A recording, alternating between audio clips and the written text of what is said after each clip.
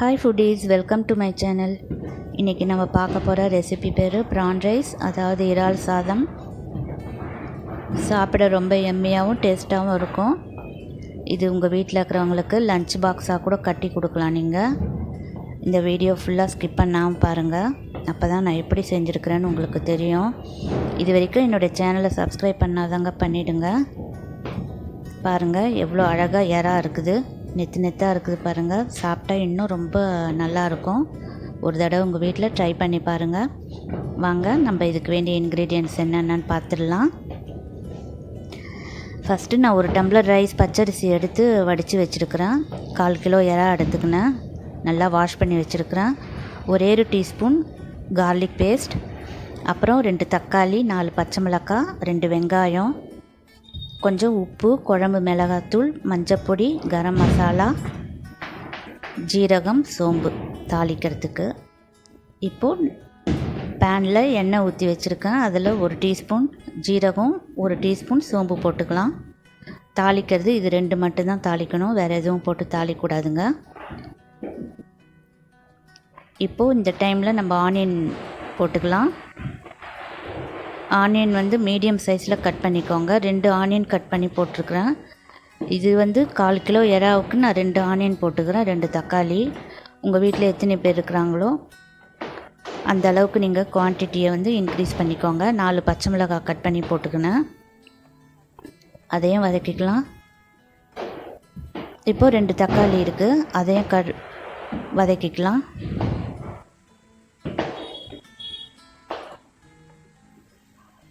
நல்லா வதக்கிக்கோங்க. இப்போது 1 டீஸ்பூன் கார்லிக் பேஸ்ட், அதையும் போட்டுக்கலாம். இஞ்சி போடக்கூடாதுங்க இதுக்கு. நல்லா வதக்கிக்கோங்க எல்லாத்தையும்.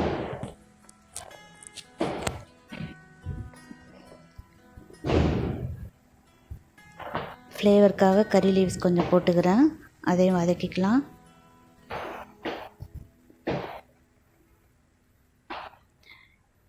உப்பு உங்களுக்கு தேவையான அளவு போட்டுக்கோங்க.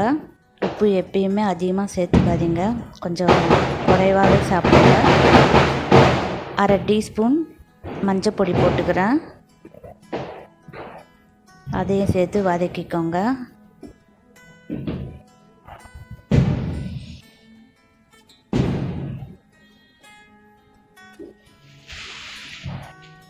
இப்போது 1/4 கிலோ இறால் ப்ரான் போட்டுக்கலாம். அதையும் அந்த ரா ஸ்மெல் போகிற வரைக்கும் வதக்கிக்கலாம். ரொம்பவும் வதக்க வேணாங்க இறாவை. இறா எப்பவுமே ரொம்ப வதக்கக்கூடாது, வேக விடக்கூடாது. கொஞ்சம் ஜூஸியாக இருந்தால் தான் நல்லாயிருக்கும். இப்போது வீட்டில் அரைச்சி வச்ச குழம்பு மிளகாய்த்தூள் 3 டீஸ்பூன் போட்டுக்கிறேன்.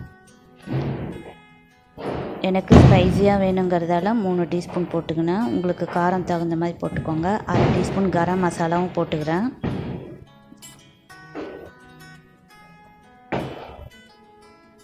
நல்லா வதக்கிக்கலாம்.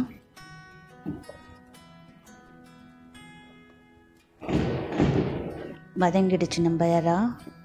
கொஞ்சமாக தண்ணி ஊற்றி வேக வச்சுக்கலாம். நம்ம இதில்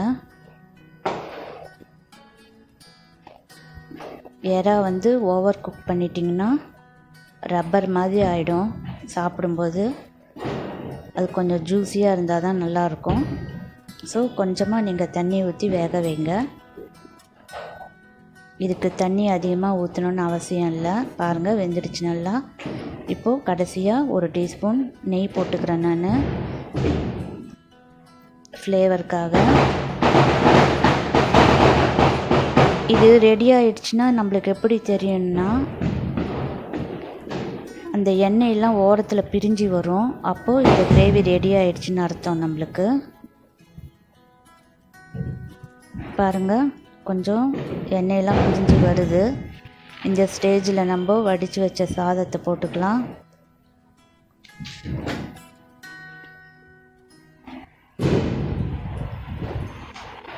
எண்ணெயெல்லாம் வெளியில் வந்துடுச்சு. இப்போது நம்ம சாதத்தை போட்டு கிளற வேண்டியது தான். இதே மாதிரி செஞ்சு நீங்கள் உங்கள் குழந்தைங்களுக்கு, ஆஃபீஸ் போகிறவங்களுக்கு லஞ்ச் பாக்ஸ் கட்டி கொடுத்தீங்கன்னா ரொம்ப நல்லாயிருக்கும். இது மதியம் வரைக்கும் தாங்கும், நல்லா வீணாகாது. நைட்டு வரைக்கும் கூட சாப்பிட்லாம் வச்சுருந்து, ஒன்றும் ஆகாது. பாருங்கள், இதேமாரி மிக்ஸ் பண்ணிக்கோங்க. நான் 1/4 கிலோ எறாவுக்கு ஒரு சின்ன டம்ளர் ரைஸ் வடித்து வச்சுருக்கிறேன், பச்சரிசி. உங்களுக்கு எவ்வளோ குவான்டிட்டி, எறா 1/2 கிலோன்னா 2 டம்ளர் ரைஸ் போட்டு வடிச்சுக்கோங்க. அதேமாரி தக்காளி வெங்காயத்தையும் இன்க்ரீஸ் பண்ணிக்கோங்க. நம்மளோட ப்ரான் ரைஸ் இப்போ ரெடி ஆகிடுச்சு. உங்களுக்கு பிடிச்சிருந்தால் லைக் பண்ணுங்கள், கமெண்ட் பண்ணுங்கள், ஷேர் பண்ணுங்கள், சப்ஸ்கிரைப் பண்ணிவிடுங்க.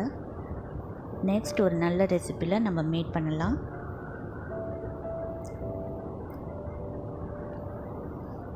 தேங்க்ஸ் ஃபார் வாட்சிங்.